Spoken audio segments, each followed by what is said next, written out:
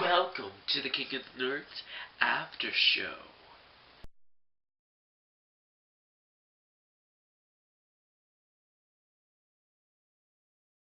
I'm your host, as usual, Edward Crane. Now let's talk about the 5th episode of King of the Nerds. Now, to kick things off, within the first 5 minutes of the episode, we see Kayla go into the bathroom, and then who would be there but Xander?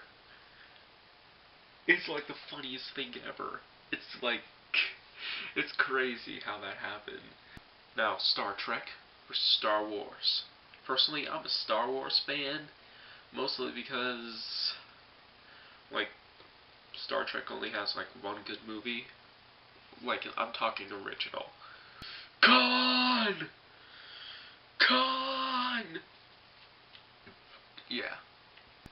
Basically, when Jack started asking question, what is the Enterprise? What's the Millennium Falcon? I knew from the get-go, oh man, they are fucked. Yeah. It was pretty bad. I was like, oh my god, Midas touch again. Midas touch attack. You're gonna lose again. For the 4th freaking time. Now, let's talk about the Nerd War. Billy D. Williams. The original coolest guy in outer space. I don't count Han Solo. I don't count Can Solo. Billy D. Williams, Lando Calrissian, is the awesomer person in Star Wars. From the first 3 movies. Not in chronological order, but released to the public of America. Now, debate 1. What will win in a fight? The Enterprise or the Millennium Falcon? I kind of agreed with Katie. You could have a huge ship. This was actually used in, I believe, the Spanish Armada. You can have huge ships, but if you have small boats, they're going to be very difficult to fire at. They're going to be difficult to aim from that level. And yeah, it's going to be harder to get that than a bigger target. So basically, I kind of sided with Katie on that one, and I agreed that she won. Now for the debate on which is more dangerous, though Zach had some very good points, he did pretty much leave out one of the most important things, the Sith, Darth Vader. I mean, come on. And also, I gotta admit, Chris was badass when it came to the debate. He just sealed the fate of Midas Touch Attack for this nerd war.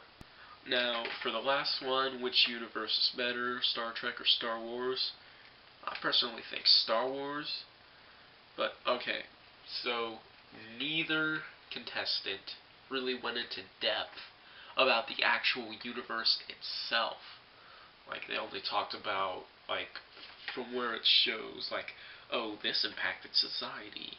Oh, this made, a bunch of money more just by video games alone, all that. I mean, the question was about the universes themselves, and they didn't really answer the question, so I don't know, but Jack screwed up huge. He screwed up so bad that I was like, oh my god. Zach just told you, do not blab to the judges that you don't know what you're talking about. That automatically means the other team's gonna win, and rightfully so. If you don't know what you're talking about, and you have nothing to back it up, you should not win. Midas Touch Attack lost for the 4th time. Quattro. French for 4. Need I say more? The Revenge of the Nerds, eating them with some Little Caesars. That was pretty fun. By the way, even better than that, Little Caesars.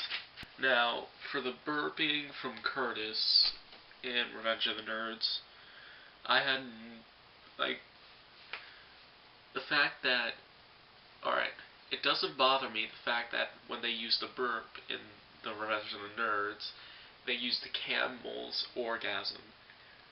I'm okay with that.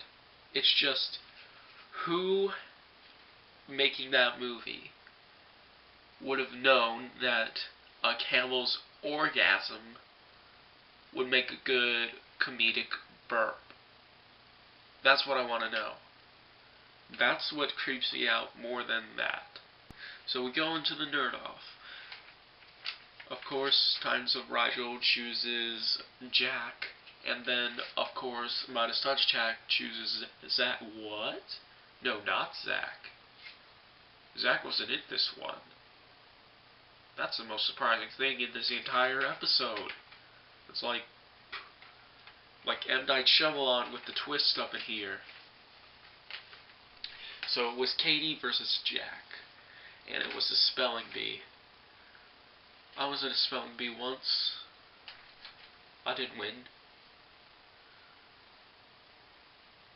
It's actually quite sad. Now, I kind of love the shock factor in the spelling bee, because, like, it was just so much. That would be so cool. Like, if someone gets it wrong, I thought it was funny as hell. Then again, if I were pushing the button, like if I was Chris or Brian, and I pushed the button pusher, I would be like, oh my god, oh my god, oh my god, oh my god, oh my god, well, whatever, because it is kind of stressful or suspenseful. Like, it's kind of like a bomb strapped to you, and you have to check it all the time and press the button. Even though I kinda called it last episode, I was surprised to see Katie go home. It sucks she has to go home, but like I always say in these videos, 'tis the game. And worse makes it work, they blew up Katie. They blew up Katie in the end. No, they didn't like stomp her or anything, they blew her the fuck up. Do you know how wrong that is? At least her insides matches her hair. That's all I'm gonna say. When she blew up, there was purple everywhere, which matched her hair, so it was all good. It's about that time where we have to X out Katie. God, I've been ruining this day. Katie, you were one of my favorite contestants on the show. I really thought it was unfortunate you had to go. No, I didn't mean for it to rhyme. It sucks that you had to switch teams, and like that's when the game threw a monkey wrench in your plans. I wish I could have seen you further in this game because you love the game, and I think you would have probably won if you made it to the end. You were one of my favorites going in, and I know you've been through a lot through the game. I know you were crying and stuff. I'm sorry that happened.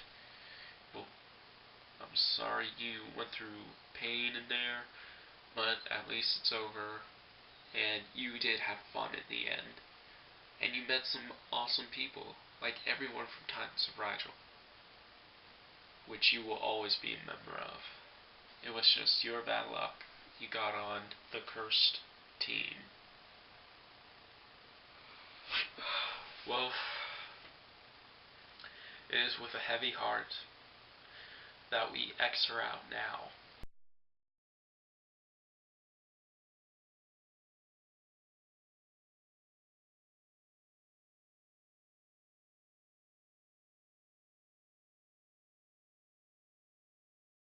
With teams 2 to 4, will someone from Titans of Rigel have to go on to Midas Touch Attack, the cursed team, and face off?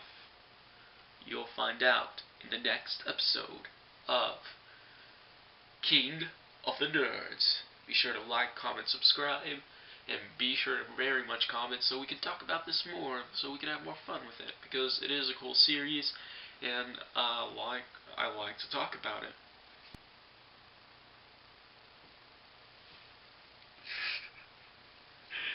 It's like Amazing Spider-Man.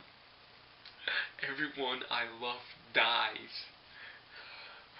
First, freaking Uncle Ben. Next, Gwen Stacy's dad. I'm not going to spoil anything for the second one, which is coming out, which looks fantastic, but I recommend you see the trailer because it looks so freaking awesome. People who have seen it are calling it the Dark Knight of Spider-Man. The Dark Knight of Spider-Man. Seriously, watch the trailer. It is amazing. But anyway, sorry you had to go, Katie.